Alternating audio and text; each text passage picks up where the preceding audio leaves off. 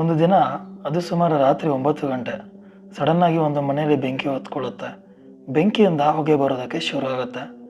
ಕಿಟಕಿಯಿಂದ ಬರುವಂಥ ಹೊಗೆನ ನೋಡಿ ಅಕ್ಕಪಕ್ಕದ ಮನೆಯವರು ಮನೆಯಲ್ಲಿ ಏನೋ ಆಗಿರಬೇಕು, ಅದರಿಂದನೇ ಹೊಗೆ ಬರ್ತಿದೆ ಅಂತೇಳಿ ಸುಮ್ಮನಾಗ್ತಾರೆ. ಆದರೆ ಸುಮಾರು ಹೊತ್ತು ಕಳೆದರೂ ಕೂಡ ಆ ಮನೆಯಿಂದ ಬರುವಂಥ ಹೊಗೆ ಮಾತ್ರ ಕಮ್ಮಿ ಆಗಲ್ಲ. ಅಕ್ಕಪಕ್ಕದ ಮನೆಯವ್ರಿಗೆ ಅನುಮಾನ ಬರುತ್ತೆ, ಈ ಮನೆಯಲ್ಲಿ ಏನೋ ಆಗಿರ್ಬೋದು ಅಂತ ಹೇಳಿ ಪೊಲೀಸರಿಗೆ ಕಾಲ್ ಮಾಡ್ತಾರೆ. ಪೊಲೀಸರು ಕೂಡಲೇ ಆ ಮನೆಗೆ ಬಂದು ನುಗ್ಗಿ ನೋಡ್ತಾರೆ. ಆ ಮನೆ ಪೂರ್ತಿ ಬೆಂಕಿಯಿಂದ ಸುಟ್ಟು ಕರಕಲಾಗಿರುತ್ತೆ. ಮನೆ ಪೂರ್ತಿ ಹೊಗೆಯಿಂದ ತುಂಬಿಕೊಂಡಿರುತ್ತೆ. ಏನಾಗಿದೆ ಅಂತ ಪೊಲೀಸರು ಒಳಗಡೆ ಹೋಗಿ ನೋಡೋಕ್ಕೆ ಟ್ರೈ ಮಾಡ್ತಾರೆ. ಹೀಗೆ ನೋಡ್ತಾ ಹೋದಾಗ ಅವರು ಬೆಡ್ರೂಮ್ಗೆ ರೀಚ್ ಆಗ್ತಾರೆ. ಬೆಡ್ರೂಮ್ ಕೂಡ ಕಂಪ್ಲೀಟಾಗಿ ಸುಟ್ಟು ಕರಕಲಾಗಿರುತ್ತೆ. ಏನಾಗಿದೆ ಅಂತ ನೋಡುವಾಗ ಆ ಬೆಡ್ ಪಕ್ಕದಲ್ಲೇ ಒಂದು ಮಹಿಳೆಯ ಶವ ಅವರಿಗೆ ಕಾಣಿಸುತ್ತೆ.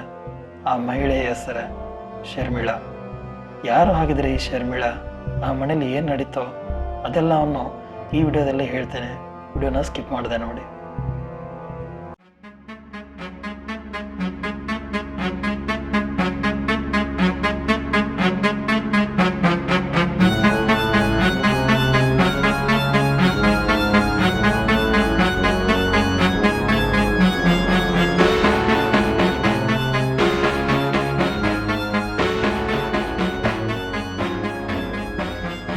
ಬೆಂಗಳೂರು ಅಂದ್ರೇ ಹಾಗೆ. ಇಲ್ಲಿ ಪ್ರತಿ ಫ್ಲ್ಯಾಟ್ ಗೋಡೆ ಹಿಂದೆಯೂ ಒಂದೊಂದು ಕತೆ ಇರುತ್ತೆ.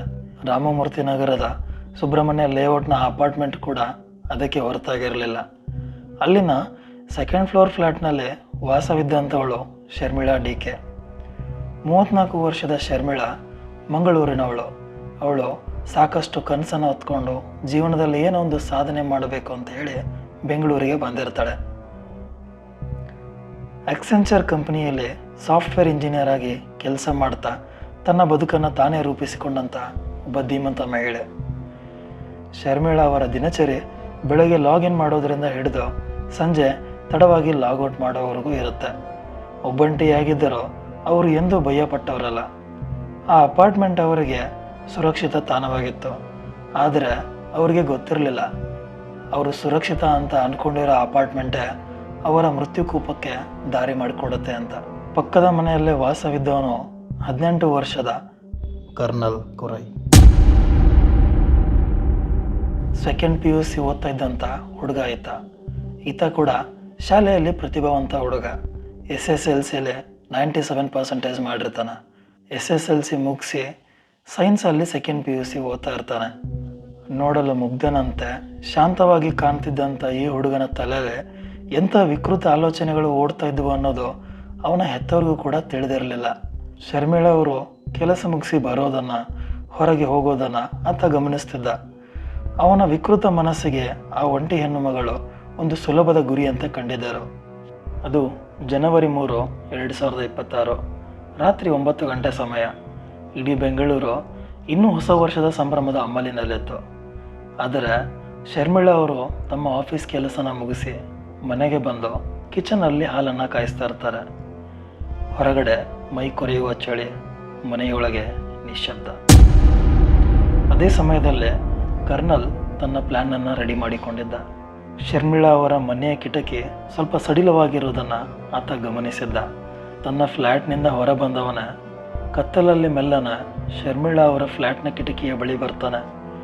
ಗಾಜು ಸರಿದ ಶಬ್ದ ಶರ್ಮಿಳಾ ಅವರಿಗೆ ಕೇಳಿಸಿರಲ್ಲ. ಕಳ್ಳನಂತೆ ಒಳಗೆ ನುಗ್ತಾನೆ. ಕರ್ನಲ್ನನ್ನು ಕಂಡು ಶರ್ಮಿಳಾ ಅವರು ಒಂದು ಕ್ಷಣಕ್ಕೆ ಗಾಬರಿ ಆಗ್ತಾರೆ. ಶರ್ಮಿಳಾ ಅವರು ಕರ್ನಲ್ಗೆ ಕೇಳ್ತಾರೆ, ಕರ್ನಲ್, ನೀನು ಇಲ್ಲಿ ಏನು ಮಾಡ್ತಾ ಇದೀಯಾ? ಈಗಲೇ ಹೊರಗಡೆ ಹೋಗು ಅಂತ ಶರ್ಮಿಳಾ ಅವರು ಗದರಿಸ್ತಾರೆ. ಆದರೆ ಕರ್ನಲ್ನ ಕಣ್ಣಲ್ಲೇ ಒಂದು ಮುಗ್ಧತೆ ಇರಲಿಲ್ಲ, ಬದಲಿಗೆ ವಿಕೃತ ಕಾಮದ ಹಸಿವಿತ್ತು. ಆತ ಆಕೆಯ ಮೇಲೆ ಲೈಂಗಿಕ ದೌರ್ಜನ್ಯಕ್ಕೆ ಮುಂದಾಗ್ತಾನೆ. ಶರ್ಮಿಳಾ ಸುಮ್ಮನೆ ಶರಣಾಗಲಿಲ್ಲ. ಆಕೆ ತನ್ನ ಸರ್ವಶಕ್ತಿಯನ್ನು ಹಾಕಿ ಹೋರಾಡ್ತಾಳೆ. ಮನೆಯಲ್ಲಿದ್ದ ವಸ್ತುಗಳು ಚೆಲ್ಲಾಪಿಲ್ಲಿ ಆಗ್ತವೆ. ಆದರೆ 18 ವರ್ಷದ ಯುವಕನ ಬಲದ ಮುಂದೆ 34 ವರ್ಷದ ಮಹಿಳೆ ಸೋಲಬೇಕಾಗುತ್ತೆ. ಶರ್ಮಿಳಾ ಭಯದಲ್ಲಿ ಕೂಗಾಡೋಕ್ಕೆ ಶುರು ಮಾಡ್ತಾಳೆ. ತಾನು ಸಿಕ್ಕು ಬೀಳ್ತೇನೆ ಅಂತ ಭಯದಲ್ಲೇ ಕರ್ನಲ್ ಶರ್ಮಿಳಾ ಅವರ ಬಾಯಿಯನ್ನು ಮುಚ್ಚೋಕ್ಕೆ ಟ್ರೈ ಮಾಡ್ತಾನೆ. ಬಾಯಿ ಮುಚ್ಚೋ ಬರದಲ್ಲೇ ಆಕೆ ಮೂಗನ್ನು ಮತ್ತು ಬಾಯಿಯನ್ನು ಗಟ್ಟಿಯಾಗಿ ಇಡ್ತಾನೆ. ಕೆಲವೇ ನಿಮಿಷಗಳು ಶರ್ಮಿಳಾ ಅವರ ಒದ್ದಾಟ ನಿಂತಿತು. ಆಕೆಯ ಪ್ರಾಣದ ಪಕ್ಷಿ ಹಾರಿ ಹೋಗಿತ್ತು. ಮನೆಯಲ್ಲಿ ಸ್ಮಶಾನ ಮೌನ ಆವರಿಸಿತ್ತು. ಕೊಲೆ ಮಾಡಿದ ನಂತರ ಕರ್ನಲ್ ಗಾಬರಿ ಆಗ್ತಾನೆ. ಆದರೆ ಆತ ಒಬ್ಬ ನುರಿತ ಅಪರಾಧಿಯಂತೆ ಯೋಚಿಸ್ತಾನೆ. ಈ ಕೊಲೆಯನ್ನು ಮುಚ್ಚಿ ಹಾಕುವುದು ಹೇಗೆ ಅಂತ ಯೋಚಿಸ್ತಾನೆ. ಆಗ ಆತನ ತಲೆಯಲ್ಲಿ ಬಂದಿದ್ದು ಒಂದೇ ಒಂದು ಬೆಂಕಿ. ಮನೆಯಲ್ಲಿದ್ದ ಹಳೆಯ ಬಟ್ಟೆಗಳು, ಪೇಪರ್ ಹಾಗೂ ಇತರೆ ಉರಿಯುವ ವಸ್ತುಗಳನ್ನು ಶರ್ಮಿಳಾ ಅವರ ದೇಹದ ಮೇಲೆ ರಾಶಿ ಹಾಕಿದ. ಮನೆಯ ಗ್ಯಾಸ್ ಅಥವಾ ಎಲೆಕ್ಟ್ರಿಕ್ ಶಾರ್ಟ್ ಸರ್ಕ್ಯೂಟ್ ಆದಂತೆ ಬಿಂಬಿಸಲು ಪ್ರಯತ್ನ ಪಡ್ತಾನೆ. ಲೈಟರ್ನಿಂದ ಬೆಂಕಿ ಹಚ್ಚಿದ. ಬೆಂಕಿ ಎದ್ದ ಕೂಡಲೇ ಶರ್ಮಿಳಾ ಅವರ ಫೋನನ್ನು ಎತ್ತಿಕೊಂಡು ಯಾವ ಕಿಟಕಿಯಿಂದ ಒಳಗಡೆ ಬಂದಿರ್ತಾನೋ ಅದೇ ಕಿಟಕಿಯಿಂದ ಆಚೆ ಹೋಗಿ ತನ್ನ ಫ್ಲ್ಯಾಟ್ನಲ್ಲಿ ಮಲಗ್ತಾನೆ. ಅರ್ಧ ಗಂಟೆ ನಂತರ ಹೊಗೆಯ ವಾಸನೆ ಬಂದಾಗ ನೆರೆಹೊರೆಯವರು ಗಾಬರಿಯಾದರು. ಅಗ್ನಿಶಾಮಕ ದಳಕ್ಕೆ ಕಾಲ್ ಮಾಡ್ತಾರೆ. ಫೈರ್ ಇಂಜಿನ್ ಬರುವಷ್ಟರಲ್ಲಿ ಅರ್ಧ ಮನೆ ಸುಟ್ಟು ಹೋಗಿತ್ತು. ಬೆಂಕಿ ನಂದಿಸಿದ ನಂತರ ಶರ್ಮಿಳಾ ಅವರ ದೇಹ ಅರ್ಧ ಸುಟ್ಟ ಸ್ಥಿತಿಯಲ್ಲಿ ಪತ್ತೆಯಾಯಿತು. ಇಡೀ ಅಪಾರ್ಟ್ಮೆಂಟೇ ಸ್ತಬ್ಧವಾಗಿತ್ತು. ಎಲ್ಲರೂ ಅಂದುಕೊಂಡಿದ್ದು ಪಾಪ ಶಾರ್ಟ್ ಸರ್ಕ್ಯೂಟ್ನಿಂದ ಬೆಂಕಿ ಎತ್ತಿ ಅನಾಹುತ ನಡೆದು ಹೋಯಿತು ಅಂತ. ಆದರೆ ಬೆಂಗಳೂರು ಪೊಲೀಸರ ತನಿಖಾ ವೈಖರಿ ಬೇರೆಯೇ ಇತ್ತು. ರಾಮಮೂರ್ತಿ ನಗರದ ಪೊಲೀಸರಿಗೆ ಮತ್ತು ಫೋರೆನ್ಸಿಕ್ ತಂಡಕ್ಕೆ ಕೆಲವು ಅನುಮಾನಗಳು ಕಾಡಿದವು. ಮೊದಲನೆಯದಾಗಿ, ಬೆಂಕಿ ಹತ್ತಿಕೊಂಡಿದ್ದ ಜಾಗದಲ್ಲಿ ಯಾವುದೇ ಎಲೆಕ್ಟ್ರಿಕ್ ಪಾಯಿಂಟ್ ಇರಲಿಲ್ಲ. ಇನ್ನು ಎರಡನೆಯದಾಗಿ, ಬೆಂಕಿ ಇಡೀ ಮನೆಗೆ ಹತ್ತಿಕೊಳ್ಳುವ ಮುಂಚೆನೇ ಶರ್ಮಿಳಾ ಅವರು ಮನೆಯಿಂದ ಆಚೆ ಬರೋಕ್ಕೆ ಯಾಕೆ ಪ್ರಯತ್ನ ಮಾಡಲಿಲ್ಲ? ಸ್ವಲ್ಪ ದಿನಗಳಾದಮೇಲೆ ಪೋಸ್ಟ್ ಮಾರ್ಟಮ್ ರಿಪೋರ್ಟ್ ಬರುತ್ತೆ. ಪೋಸ್ಟ್ ಮಾರ್ಟಮ್ ವರದಿನ ನೋಡಿ ಬೆಂಗಳೂರು ಪೊಲೀಸರು ಬೆಚ್ಚಿ ಬಿದ್ದಿದ್ದರು. ವರದಿಯಲ್ಲಿ ಸ್ಪಷ್ಟವಾಗಿತ್ತು, ಸಾವನ್ನಪ್ಪಿದ ಮಹಿಳೆ ಶ್ವಾಸಕೋಶದಲ್ಲಿ ಕಾರ್ಬನ್ ಮೊನಾಕ್ಸೈಡ್ ಆಗಲಿ ಅಥವಾ ಹೊಗೆಯ ಕುರುಹು ಇಲ್ಲ. ಇದರರ್ಥ ಬೆಂಕಿ ಹಚ್ಚುವ ಮೊದಲೇ ಆಕೆ ಉಸಿರು ಚೆಲ್ಲಿದ್ದರು. ಇದೊಂದು ಕೊಲೆ ಎಂಬುದು ಖಾತ್ರಿಯಾಯಿತು. ಈಗ ಪೊಲೀಸರ ಮುಂದೆ ಇದ್ದಂಥ ಪ್ರಶ್ನೆ, ಕೊಲೆಗಾರ ಯಾರು? ಶರ್ಮಿಳಾ ಅವರ ಮೊಬೈಲ್ ಫೋನ್ ಕೂಡ ನಾಪತ್ತೆಯಾಗಿತ್ತು. ತಾಂತ್ರಿಕ ತಂಡ ಆ ಫೋನನ್ನು ಟ್ರ್ಯಾಕ್ ಮಾಡಲು ಪ್ರಾರಂಭಿಸಿತು. ಜನವರಿ 10ರಂದು ಆ ಫೋನ್ ಒಂದು ಕ್ಷಣ ಸ್ವಿಚ್ ಆನ್ ಆಯಿತು. ಅದರ ಲೊಕೇಶನ್ ತೋರಿಸಿದ್ದು ಅದೇ ಅಪಾರ್ಟ್ಮೆಂಟ್ನ ಪಕ್ಕದ ಫ್ಲ್ಯಾಟ್ನಲ್ಲಿ. ಪೊಲೀಸರು ಸದ್ದಿಲ್ಲದೆ ಕರ್ನಲ್ ಕೋರೆ ಮನೆಗೆ ನುಗ್ಗಿದರು. ಆತ ಆರಂಭದಲ್ಲೇ ನನಗೇನು ಗೊತ್ತಿಲ್ಲ, ಅವಳು ನನ್ನ ಅಕ್ಕನ ಥರ ಇದ್ದಳು ಎಂದು ನಾಟಕ ಆಡಿದ. ಆದರೆ ಪೊಲೀಸರು ಆತನ ರೂಮಲ್ಲಿ ಏನಾದರೂ ಸಿಗುತ್ತೆ ಅಂಥೇಳಿ ಹುಡುಕಾಟ ಶುರು ಮಾಡಿದಾಗ ಶರ್ಮಿಳಾ ಅವರ ಫೋನ್ ಪತ್ತೆಯಾಯಿತು. ಪೊಲೀಸರು ತಮ್ಮದೇ ಶೈಲಿಯಲ್ಲಿ ವಿಚಾರಣೆ ಆರಂಭಿಸಿದಾಗ ಕರ್ನಲ್ ಕುಸಿದು ಬಿದ್ದ. ಆತ ಹೇಳಿದ ಪ್ರತಿಯೊಂದು ಮಾತು ಕೇಳಿ ಪೊಲೀಸರಿಗೆ ಶಾಕ್ ಆಗಿತ್ತು. ಕೇವಲ ವಿಕೃತ ಆಸೆಗಾಗಿ ಒಂದು ಹೆಣ್ಣಿನ ಬದುಕನ್ನೇ ಅಷ್ಟು ಕ್ರೂರವಾಗಿ ಆತ ಕೊನೆಗಾಣಿಸಿದ್ದ. ಆ್ಯಂಡ್ ಜನವರಿ 10ರಂದು ಕರ್ನಲ್ನನ್ನು ಬಂಧಿಸಲಾಯಿತು. ಇನ್ವೆಸ್ಟಿಗೇಷನ್ ಶುರುವಾಗುತ್ತೆ. ಇನ್ವೆಸ್ಟಿಗೇಷನಲ್ಲೇ ಕರ್ನಲ್ ಹೇಳುವ ಮಾತನ್ನು ಕೇಳಿ ಪೊಲೀಸರೇ ಒಂದು ಕ್ಷಣಕ್ಕೆ ಬೆಚ್ಚಿ ಬಿದ್ದಿದ್ದರು. ಶರ್ಮಿಳಾಗೆ ಗಿಡಗಳಿಗೆ ನೀರು ಹಾಕೋದಂದರೆ ತುಂಬಾ ಇಷ್ಟ.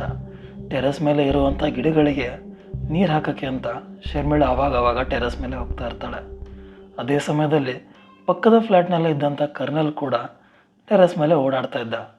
ಒಂದು ದಿನ ಶರ್ಮಿಳಾ ಅವರು ಸುಮ್ಮನೆ ಹಾಗೇನೆ ಕರ್ನಲನ್ನು ನೋಡಿ ಒಂದು ಸ್ಮೈಲ್ ಮಾಡಿರ್ತಾರೆ. ಆ ಸ್ಮೈಲನ್ನೇ ಕರ್ನಲ್ ತಪ್ಪಾಗಿ ಅರ್ಥ ಮಾಡಿಕೊಂಡಿರ್ತಾನೆ. ಅದೇನಾಗುತ್ತೋ ಗೊತ್ತಿಲ್ಲ, ಶರ್ಮಿಳಾ ಅವರು ಸ್ಮೈಲ್ ಮಾಡಿದ ದಿನದಿಂದಾನೆ ಕರ್ನಲ್ನ ತಲೆಯಲ್ಲಿ ಶರ್ಮಿಳಾ ಅವ್ರ ಬಗ್ಗೆ ಆಸೆಗಳು ಹುಟ್ಕೊಳ್ಳುತ್ತೆ. ಅದು ಲವ್ ಅಂತ ಹೇಳ್ಬೋದು, ಅಥವಾ ವಿಕೃತ ಮನಸ್ಸು ಅಂತ ಹೇಳ್ಬೋದು, ಅಥವಾ ಕಾಮ ಪಿಶಾಚಿ ಅಂತ ಹೇಳ್ಬೋದು, ಗೊತ್ತಿಲ್ಲ. ಆದರೆ ಶರ್ಮಿಳಾ ಅವರ ಕಡೆಗೆ ಆತನ ಒಲವು ದಿನೇ ದಿನೇ ಜಾಸ್ತಿ ಆಗ್ತಾನೆ ಇರುತ್ತೆ. ಕರ್ನಲ್ ಅಂದ್ಕೊಂಡಿರ್ತಾನೆ, ನಾನು ಶರ್ಮಿಳಾ ಅವರ ಮನೆಗೆ ನುಗ್ಗಿದ್ರೆ ನಾನು ಏನೇ ಮಾಡಿದ್ರೂ ಆಕೆ ಅದನ್ನು ಅಕ್ಸೆಪ್ಟ್ ಮಾಡ್ತಾರೆ ಅನ್ನೋ ಒಂದು ಮನಸ್ಥಿತಿಯಲ್ಲಿ ಆತ ಆ ಮನೆಗೆ ನುಗ್ಗಿರ್ತಾನೆ. ಕೊಲೆ ಮಾಡುವ ಉದ್ದೇಶ ಆತನಿಗೆ ಇರಲಿಲ್ಲ. ಆದರೆ ಶರ್ಮಿಳಾ ಅವರು ಕೂಗಾಡೋಕ್ಕೆ ಶುರು ಮಾಡಿದ್ಮೇಲೆ ಆಕೆ ಬಾಯಿಯನ್ನು ಮುಚ್ಚಿಸೋ ಕಾರಣಕ್ಕೆ ಆತ ದಿಂಬನ್ನು ತಗೊಂಡು ಆಕೆಯ ಮೂಗು ಮತ್ತು ಬಾಯಿಯ ಭಾಗದಲ್ಲೇ ದಿಂಬಿಂದ ಗಟ್ಟಿಯಾಗಿ ಅಮುಕಿ ಹಿಡಿತಾನೆ. ಸ್ವಲ್ಪ ಸಮಯದಲ್ಲೇ ಶರ್ಮಿಳಾ ಪ್ರಾಣ ಬಿಟ್ಟಿರ್ತಾಳೆ. ಶರ್ಮಿಳಾ ಅವರ ಸಾವು ಕೇವಲ ಒಂದು ಕ್ರೈಮ್ ಸ್ಟೋರಿಯಾಗಿ ಉಳಿಯಲಿಲ್ಲ. ಇದು ಬೆಂಗಳೂರಿನಂಥ ದೊಡ್ಡ ನಗರಗಳಲ್ಲಿ ಒಬ್ಬಂಟಿಯಾಗಿ ಬದುಕುವ ಒಂದು ಹೆಣ್ಣಿನ ಸುರಕ್ಷತೆಯ ಪ್ರಶ್ನೆ ಕೂಡ ಹೌದು. ಪಕ್ಕದ ಮನೆ ಹುಡುಗ ತನಗಿಂತ ವಯಸ್ಸಿನಲ್ಲಿ ಚಿಕ್ಕವನು ಅಂತ ಹೇಳಿ ಸ್ಮೈಲ್ ಮಾಡಿದ್ದೆ ಶರ್ಮಿಳಾ ಅವರ ದೊಡ್ಡ ತಪ್ಪ. ಅದೇನೇ ಆಗಲಿ, ಕರ್ನಲ್ನನ್ನು ಪೊಲೀಸರು ಬಂಧಿಸಿದ್ದಾರೆ. ಆದರೆ ಆ ಒಂದು ಮಹಿಳೆಯ ಜೀವನ ಮರಳಿ ತರೋಕ್ಕಾಗತ್ತಾ? ಈ ಕಥೆ ನಮಗೆ ಹೇಳೋದೊಂದೇ, ನಗರದ ಬೆಳಕಿನ ಹಿಂದೆ ಕತ್ತಲು ಸದಾ ಅವಿತು ಕುಳಿತಿರುತ್ತೆ. ಸುರಕ್ಷತೆ ಅನ್ನೋದು ಕೇವಲ ನಮ್ಮ ಮನೆಯ ಬಾಗಿಲಿಗಷ್ಟೇ ಸೀಮಿತವಾಗಿದ್ದಲ್ಲ, ಅದು ನಮ್ಮ ಜಾಗರೂಕತೆಗೂ ಸಂಬಂಧಿಸಿದ್ದು. ಹೋಪ್ ನಿಮಗೆ ವಿಡಿಯೋ ಇಷ್ಟ ಆಗಿದೆ ಅಂತ ಅನ್ಕೊತೇನೆ. ವಿಡಿಯೋ ಇಷ್ಟ ಆಗಿದ್ರೆ ಲೈಕ್ ಮಾಡಿ, ಶೇರ್ ಮಾಡಿ, ಹಾಗೆ ಚಾನಲ್ನ ಸಬ್ಸ್ಕ್ರೈಬ್ ಮಾಡಿ. Thank you.